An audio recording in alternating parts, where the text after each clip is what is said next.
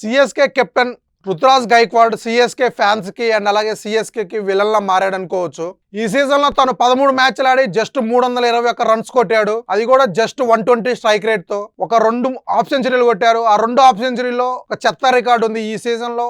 Slowest half century అదే. అంత worst గా ఆడుతున్నాడు తనైతే. ఓపెనర్ గా వచ్చి పవర్ ప్లే లో బ్యాటింగ్ చేస్తూ 120 స్ట్రైక్ రేట్ తో ఆడుతున్నాడు అంటే తను ఎంత స్లోగా ఆడుతున్నాడో అర్థం చేసుకోవచ్చు. తన స్లో బ్యాటింగ్ వల్ల అటు సంజు కావచ్చు అండ్ స్టార్టింగ్ లో ఆయుష్ మాత్రి చాలా ఇబ్బంది పడ్డారు. ఆ తర్వాత ఉర్విల్ పటేల్ వన్ డౌన్ గా వస్తే తను ఇబ్బంది పడ్డాడు. రుతురాజ్ గైక్వాడ్ స్లో బ్యాటింగ్ వల్ల టాప్ ఆర్డర్ మొత్తం చాలా ఇబ్బంది పడింది. ఆ టాప్ ఆర్డర్ రన్స్ చేయలేకపోవడం వల్ల మిడిల్ ఆర్డర్ లో బ్రేవిస్ అవ్వచ్చు, దూబే అవ్వచ్చు, వాళ్ళ మీద ప్రెజర్ పడింది.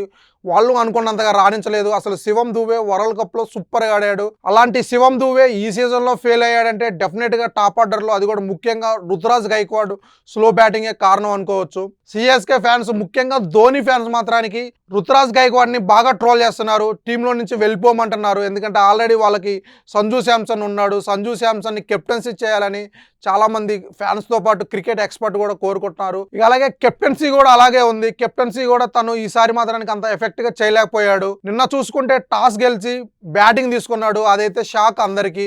ఎందుకంటే చపాక్ పిచ్ అనేది చేజింగ్ పిచ్. అది కూడా వాళ్ళకి అంత మంచి స్పిన్నర్లు పెట్టుకొని అలాంటి చేజింగ్ పిచ్ మీద తను ఫస్ట్ బ్యాటింగ్ తీసుకోవడంతో అందరు షాక్ అయ్యారు. అదే మైనస్ అయింది. అందువల్లే వాళ్ళు ఓడిపోయారు. ఒక రీజన్ గా మెయిన్ గా అక్కడే ఓడిపోయారు వాళ్ళు. కానీ ఇక రుతురాజ్ మాట్లాడుతూ తన స్లో బ్యాటింగ్ ని తను సమర్థించుకున్నాడు. నేను కానీ సంజు శాంసన్ కానీ ఇద్దరులో ఒకళ్ళు మాత్రానికి ఎండ్ వరకు ఆడాలనుకుంటున్నాం, ఒకళ్ళు యాంకర్ రోల్ ప్లే చేయాలనుకుంటున్నాం, అందుకని అలా ఆడుతున్నానని చెప్పాడు. దాంతో పాటు ఈ సీజన్ లో మాకు చాలా మంది ఇంజూర్స్ అయ్యారు. మా టీంలో మాకున్న లిమిటెడ్ సోర్స్ లో ఇక్కడి వరకు రావడమే చాలా ఎక్కువ అనేలా తను మాట్లాడాడు. నేను స్పీచ్ అయితే అది సిఎస్కే ఫ్యాన్స్ అని ఇంకా అట్ చేస్తుంది. ఎందుకంటే తను స్లోగా ఆడుతూ టీం ఇంజూర్స్ మీద అది నెట్ అయ్యటం వాళ్ళకి ఇంకా కోపం తెప్పించింది. చూడాలి మరి. ఇంకా వాళ్ళకి ఒక్క మ్యాచే ఉంది. ఆ గుజరాత్ మీద గెలిస్తే వాళ్ళు క్వాలిఫై అవుతారు. అది కూడా 50-50 ఛాన్సెస్ అది గెలిస్తే. నెక్స్ట్ సీజన్ లో రుతురాజ్ని ఉంచుతారా, తీసేస్తారా, సంజు శాంసన్ కెప్టెన్సీ చేస్తారా, ఏం జరుగుతుందో చూద్దాం.